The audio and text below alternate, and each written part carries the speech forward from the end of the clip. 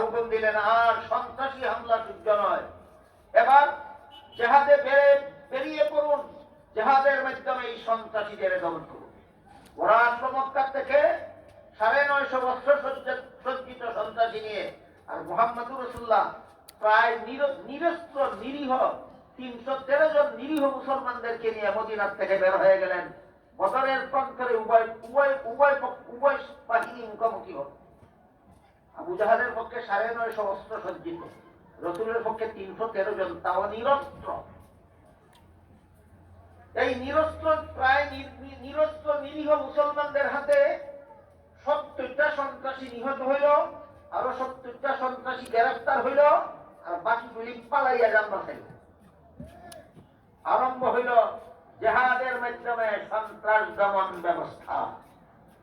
প্রশ্ন জাগে, 13 বৎসরের মক্কি জিন্দেগিতে এত জুলুম অত্যাচার সহ্য করলেন, জেহাদের মাধ্যমে সন্ত্রাস দমন ব্যবস্থা আল্লাহ দিলেন না কেন? 10 বৎসরের মতো জিন্দেগির শুরুতেই যখন সন্ত্রাসীরা হামলা করার জন্য আসতেছিল, তখন ওই জেহাদের হুকুম দিলেন কেন? এই প্রশ্নের জবাব হলো, জেহাদ মুসলমান সরকারের উপর ফরজ হয়। জেহাদ মুসলমান সরকারের উপর ফরজ হয়। মক্কি জীবনে মুসলমানদের সরকার ছিল না, জেহাদ ফরজ ছিল না। এমত অবস্থায় জেহাদের ঘোষণা দিলে সেনাবাহিনীও পাইতেন না, অস্ত্রও পাইতেন না, নিজেকে শত্রুর হাতে ধ্বংসের জন্য তুলে দেওয়া ছাড়া কোনো উপায় হইত না। এমন পরিস্থিতি কিয়ামত পর্যন্ত দুনিয়ার যে কোনো সমাজে হবে, সেই সমাজে রাসূলের মক্কি জিন্দেগিকে আদর্শ হিসাবে গ্রহণ করতে হবে। যেখানে মুসলমানের সরকার নাই, সেখানে জালিমদের জুলুম নীরবে সহ্য করে ইসলামের দাওয়াত চালু রাখতে হবে, যে মক্কি জিন্দেগির আদর্শ। যেখানে মুসলমানের সরকার নাই, সেখানে জালিমদের অত্যাচার নীরবে সহ্য করে চালু রাখতে হবে কি? দাওয়াত ও তাবলীগের কাজ চালু রাখতে হবে। এটাই রাসূল 13 বৎসরের মক্কি জিন্দেগিতে করেছেন। এই 13 বৎসরের মক্কি জিন্দেগির বৈশিষ্ট্য। হিজরত করে মদিনা শরীফ যাওয়ার পরে রাষ্ট্র গঠন করলেন, সেনাবাহিনী গঠন করলেন, অস্ত্রাগার তৈরি করলেন। এবার মুসলমানদের সরকার আছে, আর নীরবে সন্ত্রাসী হামলা সহ্য করা নয়, এবার সন্ত্রাস দমনের জন্য জেহাদে বেরিয়ে পড়ুন আল্লাহ হুকুম করলেন। সুতরাং মদনী জিন্দেগির বৈশিষ্ট্য হলো সন্ত্রাস দমনের জন্য মুসলমান সরকারের উপর জেহাদ ফরজ।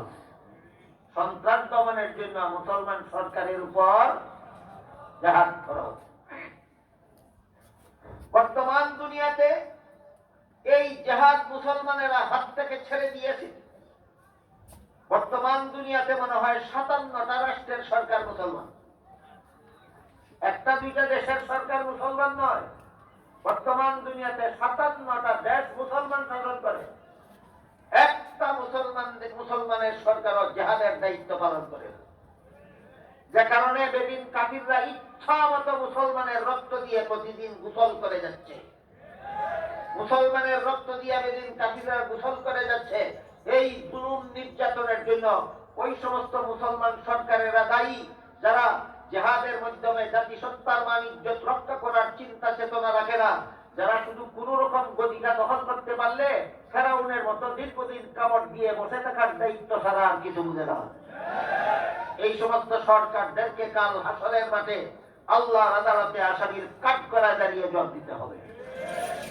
এবার হাদিস শরীফে রাসূল করিম সাল্লাল্লাহু আলাইহি ওয়াসাল্লাম বলেন, আলা কুল্লুকুম রাঈন ওয়া কুল্লুকুম মাসউলুন আন রাইয়াতিহি।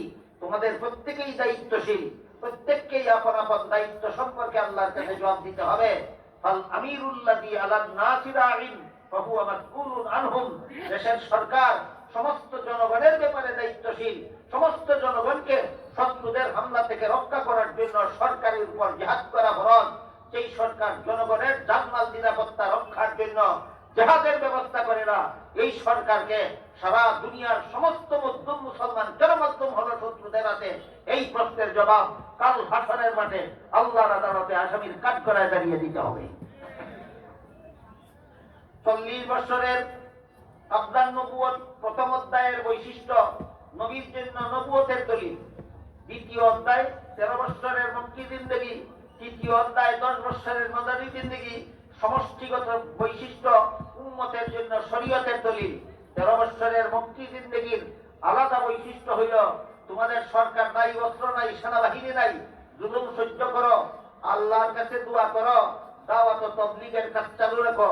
10 বছরের মাদানী জিন্দেগির বৈশিষ্ট্য হলো তোমাদের সরকার আছে, সেনাবাহিনী আছে, অস্ত্র আছে, জিহাদের মাধ্যমে সন্ত্রাস দমন করো, মজলুম মুসলমানদেরকে রক্ষা করো।